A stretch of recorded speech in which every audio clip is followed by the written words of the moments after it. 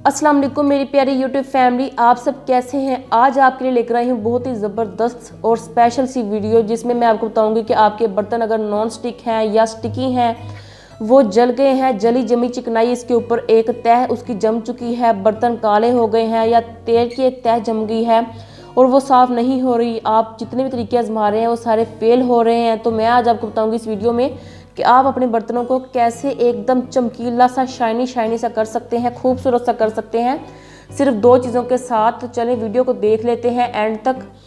और यहाँ पर हम सबसे पहले लेंगे एक जाली और उसके ऊपर लगाएंगे थोड़ा सा साबुन, जिसको हम कहते हैं लेमन मैक्स। आपके पास कोई भी साबुन है तो आप वो यूज़ कर सकते हैं। सिंपली हम दरमियान से इसको ऐसे खुरच लेंगे, साइड्स को आपने जाली के साथ नहीं खुरचना, वरना उसकी जो पॉलिश है ना फ्राइंग पैन की, वो उतर जाएगी। लेकिन अगर आपके बर्तन स्टील के हैं तो आप उस पर आसानी के साथ जाली जो है वो यूज़ कर सकते हैं, क्योंकि वहाँ पर कौन सा पॉलिश लगी होती है। ये नॉन स्टिक बर्तन है तो इनके ऊपर जो पॉलिश लगी होती है वो उतर जाती है। तो 2 मिनट के बाद हम देख सकेंगे कि इसके ऊपर जो मैल कुचैल है, जमी जली चिकनाई जो है वो 80% तक तो उतर जाएगी, मगर 20% जो इसका रिजल्ट है ना वो नहीं आता। तो वो मैं आपको बताऊंगी कि वो आप उसको कैसे साफ़ कर सकते हैं सिर्फ 2 चीज़ों के साथ। तो आपने वीडियो को एंड तक वॉच करना है। तो चलें, 2 मिनट हो चुके हैं, इसको धो लेते हैं। धोने के बाद आप यहाँ पर देख सकते हैं कि मैल कुचैल वो 80% तक तो उतर चुकी है, मगर 20% अभी रहती है। तो करना आपने ये है कि सिंपली हमारे घर में जो होता है ना मीठा सोडा, खाने का सोडा, जिसको आप बेकिंग सोडा कहते हैं, वो आपने ले लेना है बस। तो वो आपने लेना है 1 चम्मच भरकर। तो बेकिंग सोडा जो है वो यहाँ पर अच्छी तरह से मैल कुचैल को जो है वो साफ़ कर देता है। तो इसको है हम ऐसे लगा देंगे पूरे फ्राइंग पैन के ऊपर अच्छी तरह से चम्मच के साथ। अगर आपके पास घर में टूथब्रश है ना फालतू, आप उसकी मदद से भी अप्लाई कर सकते हैं।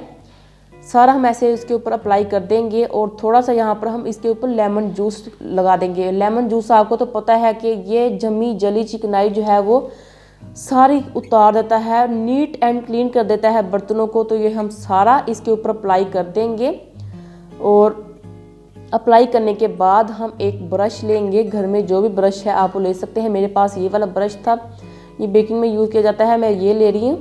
तो अगर आपके पास जो भी ब्रश है तो आप वो ले सकते हैं। तो ये जो साइड आपको नज़र आ रही है, जिसको हम ग्रिप कहते हैं, इसके ऊपर भी हम थोड़ा सा बेकिंग सोडा और लेमन जूस अप्लाई कर देंगे और इसको स्टे देंगे तकरीबन 10 मिनट के लिए। और 10 मिनट के लिए आप घर का कोई भी काम कर सकते हैं।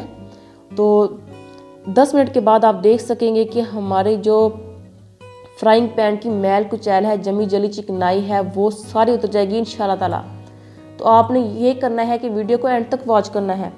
यकीन माने मेरी प्यारी सी यूट्यूब फैमिली, इससे आसान और बेहतर तरीका कोई भी मौजूद नहीं है और सस्ता भी है। किचन में मौजूद चीज़ों के साथ आप आसानी के साथ अपने बर्तनों को साफ़ सुथरा रख सकते हैं।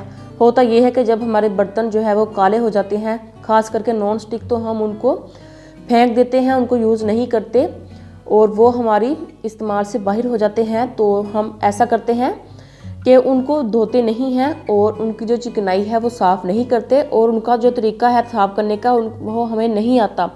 तो इसलिए मैं आज आपके लिए लेकर आई हूँ ये फ्राइंग पैन को साफ़ करने का तरीका। तो यहाँ पर आप देख सकते हैं कि अल्हम्दुलिल्लाह इसको हमने 2 मिनट के लिए अच्छी तरह से खुरच लिया था जाली के साथ। जो बेकिंग सोडा और हमने जो लेमन का जूस लिया था उसको खुरचने के बाद आप यहाँ पर देख सकते हैं कि हमारा फ्राइंग पैन अल्हम्दुलिल्लाह एकदम नए जैसा हो चुका है। तो कैसी लगी आपको ये मेरी फ्राइंग पैन को साफ़ करने की ट्रिक? किचन में मौजूद चीज़ों के साथ आसानी के साथ सबसे सस्ता और आसान तरीका मैं आपके साथ शेयर कर चुकी हूँ। तो प्लीज़ मेरी वीडियो को लाइक कीजिए, इसे शेयर कीजिए अपने दोस्तों के साथ। अल्लाह हाफिज़।